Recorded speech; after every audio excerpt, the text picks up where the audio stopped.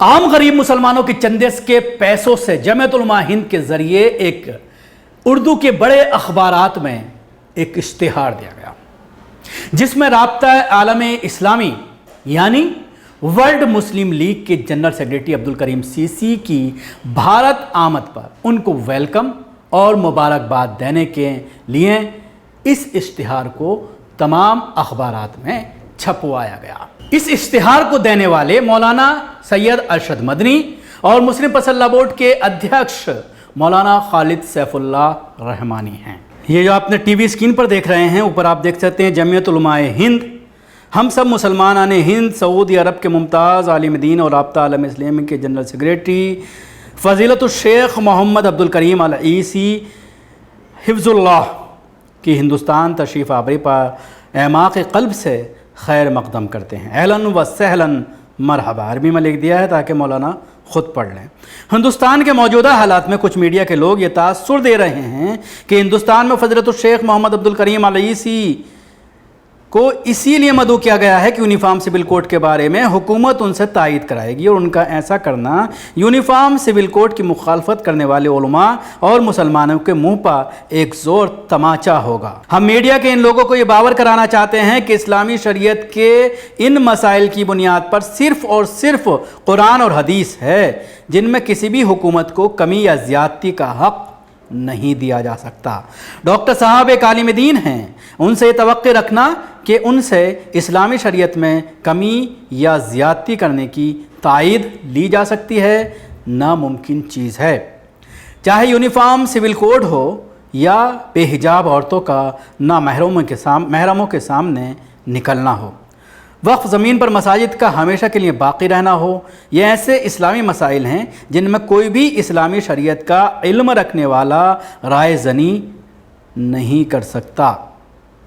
ہم دل و جان سے دعا گو ہیں کہ اللہ ان کے ہندوستان کے سفر کو از اول تا آخر خیر کا باعث بنائے اور ہندوستان و سعودی عرب کے لیے قربت اور بہتر سے بہتر تعلقات کا ذریعہ بنائے، شر و روفتن سے محفوظ فرمائے، آمین۔ مولانا خالد سیف اللہ رحمانی، صدر آل انڈیا مسلم پرسنل لا بورڈ، مولانا ارشد مدنی، رکن رابطہ عالم اسلامی مکہ مکرمہ، صدر جمعیت علماء ہند۔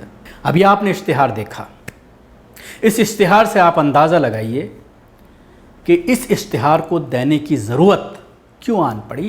اس کی لینگویج کو ہی آپ باریکی سے اگر سنیں گے، پڑھیں گے تو آپ کی سمجھ میں آ جائے گا کہ کیا کانسیپٹ یہ دینا چاہتے ہیں۔ زیادہ اس پر بولنے کی ضرورت نہیں ہے، میں صرف اس میں بات کروں گا کہ عبدالکریم العیسی کون ہیں اور کس غرض سے ان کو بھارت لایا ہے۔ یہ وہ سعودی عالم دین ہیں جنہیں بن سلمان نے حج کے خطبے کے لیے نامزد کیا تھا۔ آپ کو یاد ہوگا 2022 میں، یعنی پچھلے سال حج 2022 میں انہوں نے خطبہ حج دیا تھا۔ پورا عالم اسلام میں اس کا وروध شروع ہو گیا تھا۔ یہ ایک نئی تھیوری لے کر آئے ہیں، ماڈرن اسلام یعنی معتدل اسلام۔ یہ اہل ہنود کی ایک نئی ایجاد ہے کہ معتدل اسلام، ابھی تک تو آپ نے شاید اس ورڈ کو سنا نہیں ہوگا، اگر سنا بھی ہوگا تو بھارت میں اس کو کوئی ماننے والا یا اس پر کام کرنے والا نظر نہیں آیا ہوگا۔ اسلام یا مسلمان ضرور سنا ہوگا۔ یہ معتدل اسلام کون سی بلا ہے یہ ہمیں نہیں پتہ، لیکن اسلام 1400 سال پہلے آیا۔ اسلام قرآن اور آپ صلی اللہ علیہ وسلم کی حیات، جو اس کے سوا ہے وہ اسلام نہیں۔ اب کون سی ایسی چڑیا ہے جس کا نام آپ نے معتدل اسلام رکھ لیا ہے؟ رابطہ عالم اسلامی کے اس جنرل سیکریٹری سے پوری دنیا کے اہل حق نالا ہیں۔ وجہ ان کا نفاق ہے، ان کی حیثیت سعودی عرب کے ایجنٹ کے سوا کچھ نہیں، اور کسے معلوم نہیں کہ موجودہ سعودی حکومت امریکہ اور اسرائیل کی کٹ پتلی ہے۔ یہی وہ عبدالکریم العیسی ہے جو اس معتدل اسلام کی بات کرتا ہے، جسے سید قطب شہید رحمۃ اللہ علیہ نے امریکی اسلام سے تعبیر کیا ہے۔ اور یاد ہوگا کہ گزشتہ سال یوم عرفہ کے موقع پر دنیا بھر کے علماء حق نے ان کی امامت کی شدید مخالفت کی تھی، حتیٰ کہ مفتی اعظم لیبیا شیخ صادق الغریابی نے فتویٰ دیا تھا کہ خطیب عرفہ محمد بن عبدالکریم العیسی کے پیچھے نماز جائز نہیں، حجاج اکرام اپنے خیموں میں نماز ادا کریں۔ ان سب کے باوجود مولانا ارشد مدنی اور مولانا خالد سیف اللہ رحمانی صاحبان کا اس شخص کے استقبال کے لیے یوں فرش راہ بننا حیران کی بات ہے، اور نہ صرف فرش راہ بننا بلکہ جس طرح سے اشتہار میں یہ بتانے کی کوشش کی گئی ہے کہ اس پروگرام کا مقصد UCC سے کوئی لینا دینا نہیں ہے۔ کیوں ضرورت آن پڑی ہے کہنے کی؟ یہ ایک بڑا سوال ہے، کہیں نہ کہیں دال میں کچھ کالا ہے، یہ ایک بڑا سوال ہے۔ تو اب ہم جید علماء سے یہ جاننا چاہتے ہیں کہ کیا آپ بھی اسی ماڈرن اسلام کے خواہ ہیں اور اسی ماڈرن اسلام کو آپ یہاں پر لاگو کرنا چاہتے ہیں؟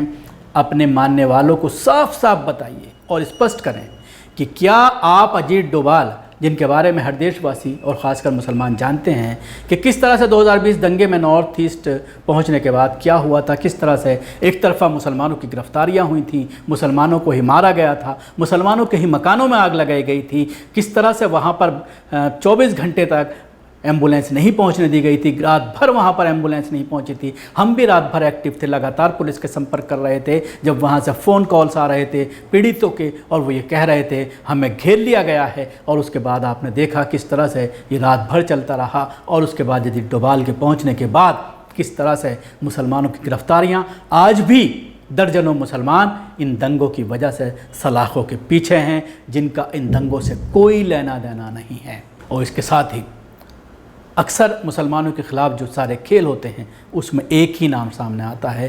تو اب مولانا ڈبل اسٹینڈرڈ چھوڑیے اور صاف صاف بتائیے کہ آپ کس کے ساتھ ہیں۔